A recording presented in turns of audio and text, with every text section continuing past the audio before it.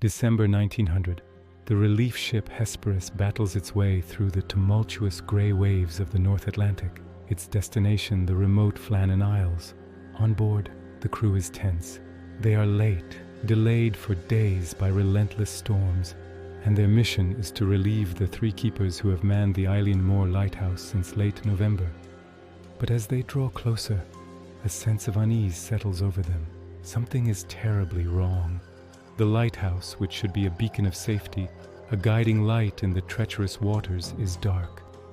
Its lamp, which was supposed to pierce the gloom, is extinguished. The Hesperus circles the island, its horn blasting a mournful cry into the empty air, hoping for a response. But there is none. No one is waiting on the landing platform to greet them. A stark departure from the usual procedure. No supply boxes have been prepared. No signal flag is flown. A deep, unsettling silence hangs over the island, broken only by the crash of the waves and the cries of the seabirds. The 3 keepers, Thomas Marshall, James Duckett, and Donald MacArthur, are nowhere to be seen. After several desperate attempts, a small party finally manages to land on the jagged cliffs.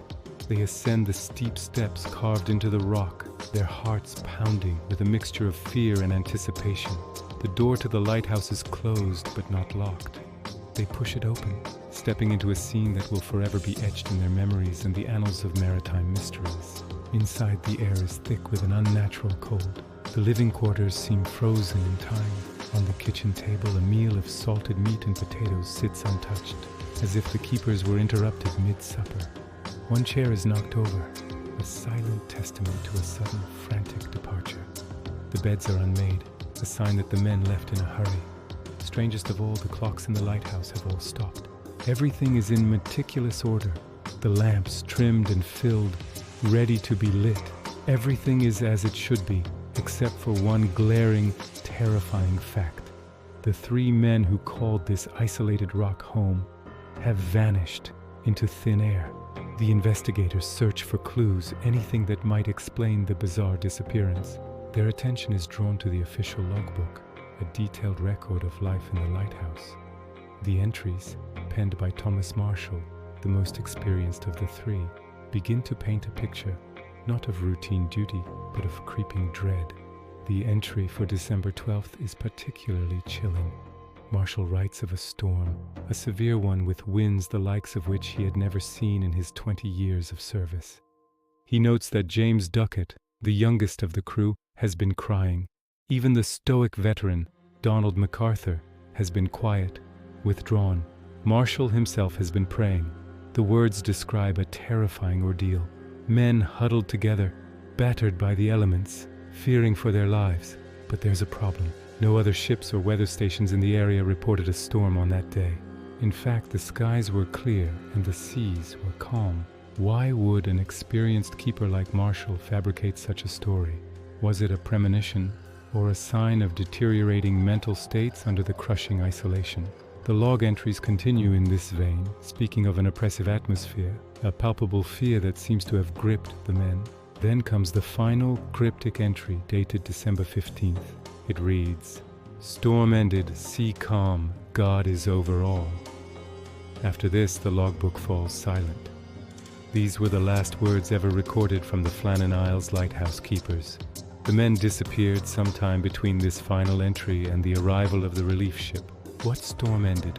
The one outside, or the one raging within their minds? What truly happened to Thomas Marshall, James Duckett, and Donald MacArthur? Over a century later, the question still haunts us. Theories abound, ranging from the plausible to the paranormal. The official explanation at the time concluded that the men had been swept away by a freak wave.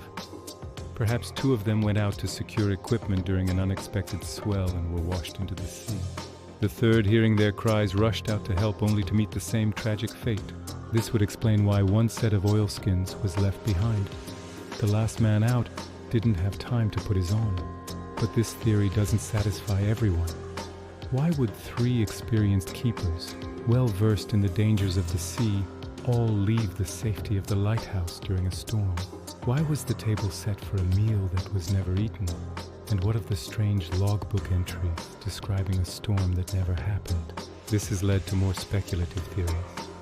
Some suggest a fight broke out.